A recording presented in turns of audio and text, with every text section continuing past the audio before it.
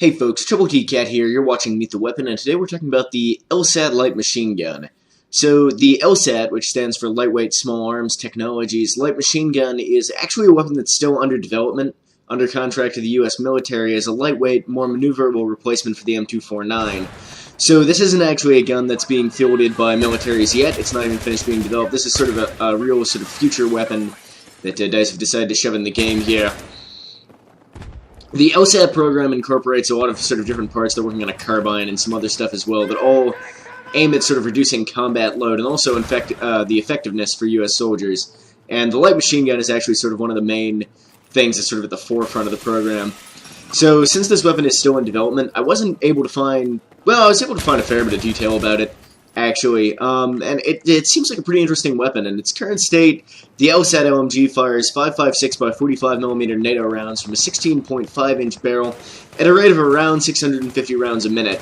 So a couple of versions of this weapon are in development as well. There's a caseless version, which is what we see in the game according to Battlelog, and they're also working on one using lightweight polymer-cased ammunition. So both the weapon itself and the ammunition it fires are designed to be very lightweight. In fact, it's about 40% lighter than the M249, both in the case of the weapon and the ammunition. And soldiers participating in testing the weapon in 2011 generally seem to prefer the LSAT over the M249 for its lower weight and also recoil. Apparently this gun is a bit more controllable than a lot of other LMGs. It has most of the typical features of other light machine guns, including a quick-change barrel and the use of belt-fed ammunition from a pouch or box. But it also has some fairly unique features, most notably, the firing chamber in this gun actually pivots. So it actually pivots, and then the next round gets loaded in, and then it sort of returns to being in line with the barrel before the round is fired. Normally, the firing chamber itself just kind of sits there, and rounds are loaded into it by some other mechanism. There's a few different ways that can be done.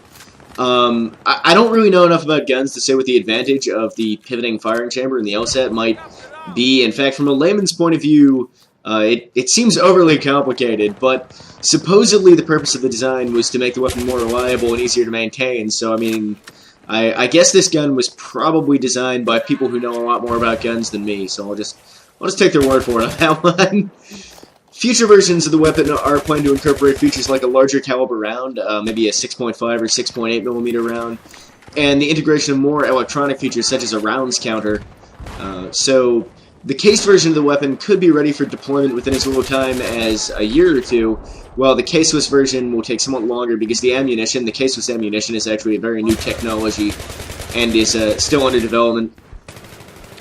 In the game, I mean, that's all well and good. In the game, I don't know about this gun. It's not terrible. I'll give it that. There are certainly some nice features about this gun in the game. I'd say probably its biggest strength is that aside from some initial recoil, like when you start to fire this weapon, there's a bit of kick with the first shot, but then all the shots after that, there's very, very low recoil. So this is a very, very controllable weapon.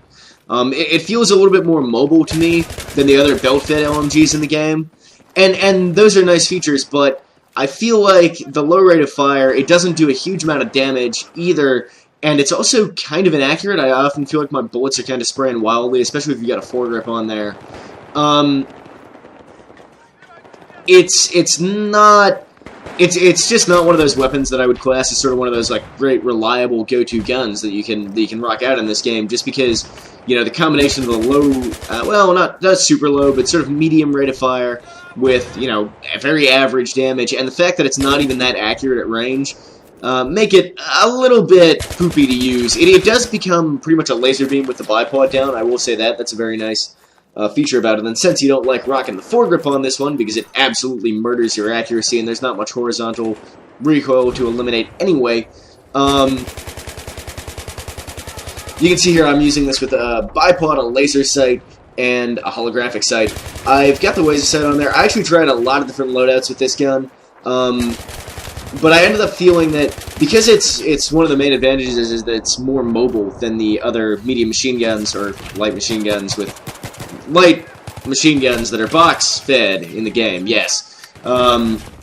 since it's more mobile than those, I kind of want to take advantage of that with the laser sight. And if you don't have a laser sight on here, the hip-fire accuracy of this gun is absolutely atrocious. And I mean, aside from that, you guys know that I like to hip-fire, so I quite like having the laser sight on here to make it a bit more good up close. I wanted to rock this out with a 3.4 times sight, I really did, but I found that unless you put a flash suppressor on there, which I didn't want to do because, again, the hip-fire accuracy goes to shit. Unless you put a flash suppressor on there, the longer range sights, that sort of first burst from the recoil was throwing me off a little bit too much, even though it does settle into a very nice pattern after that. If you were going to use this as sort of a more stationary weapon, you'd probably want a bit of a longer range sight, a bipod, and either a flash suppressor or extended mags even, although I personally don't find that you really need extended mags. I think it's better, you know, to just manage your ammo a bit better and avoid having that SWAT Technify extended mags. Put something in them that's actually going to make the weapon a bit more effective, you know, for what it is, rather than just giving yourself more bullets to spray down range. Although that can be nice too if you're into hardcore suppressing fire. So this is not one of my LMGs of choice. This was sort of one of the this wasn't that impressive a game. I played a bit of TDM here on Sand Crossing, and it took me a long time to get even a game this good with this gun, just because, not because it's a bad gun. In fact, I can understand why a lot of people might really enjoy this gun. It feels pretty good to use. You know, you've got that little initial kick from the recoil. It makes it kind of satisfying. I like guns with recoil, and then it also sort of sinks into this really controllable thing very quickly. And as I said, with the bipod down, it is pretty much a laser beam, unless you're suppressed like I am here. In that case, it's going to bounce around a bit nonetheless. But so I mean, there are features to recommend this, but to me, it's sort of to me, it kind of feels like a poor man's Type 88. I'd sort of both the this gun and the Type 88 both have that sort of feature of being a little bit more. I guess they're both in that sort of category where they're light, sort of box-filled light machine guns, but they're a little bit more on the sort of light end of the spectrum. A little bit not quite as slow of a reload, a little bit more maneuverable, a little bit less recoil. And I feel like the Type 88 is probably going to be better than this gun most days of the week. But you know, if you dig the LSAT, if that's what you like rolling, I can understand that. But it's not for me, guys. It's not. I'll stick to my M249 or my M27 or RPK personally over this gun. Because this thing, yeah, it's not terrible, but it's just not one of those sort of reliant, dominant guns that I feel comfortable charging in and murdering every motherfucker I see with. I will mention in here briefly, because I have a moment. You may notice that I'm not doing like a naked video and then like this is this attachment loadout kind of thing. I figured, basically, I'd probably enjoy doing this series more if I just got in there and actually rocked out the gun with whatever attachment loadout I sort of thought was best. I mean, in some of these games, you might see me changing attachment loadouts midway through, because basically what I did was I just sat down and played with the gun, and I recorded every game I played with. I tried a bunch of different loadouts and stuff like that, and this happened to be the game that was pretty dope. So I'm going to be doing that in the future with the Meet the Weapon series, just to make it a bit more enjoyable for me to record for the most part, and I think you'll still get, you know, the complete idea. I mean, there's not much point sort of saying, like, yeah, this is the gun with no attachments. By the way, it's pretty bad with no attachments, guys. Well, I mean, sometimes some guns are actually really good, just with nothing on them. Like, I recently actually been really liking the G3A3, just completely naked. Decent iron sights on that, and you don't really, yeah, but anyway, yeah, I don't know. I kind of thought this would still get the entire across and let me get through these weapons a little bit faster, and it also makes it easier for me to get gameplays and stuff like that.